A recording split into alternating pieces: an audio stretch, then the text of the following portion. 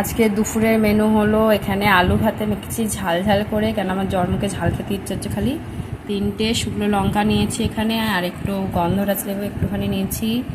এখানে 3 পিস মাছ ভাজা আছে, লেজাটা আমি খাবো, আমার বর পেটি খাবে, আমি এটা রাত্রে খাবো।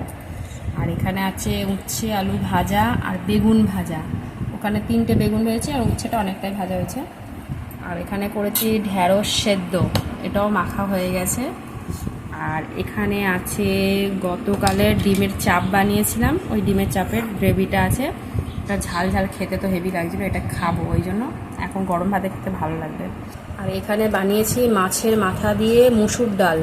লোকে মুগ ডাল বানায়, সবাই ম্যাক্সিমাম মুগ ডালই বানায়, কিন্তু আমরা মুগ ডালটা খাই না, আর আমরা মুসুর ডালটাই বানাই মাছের মাথা দিয়ে। খেতে কিন্তু খুব দারুণ হয়।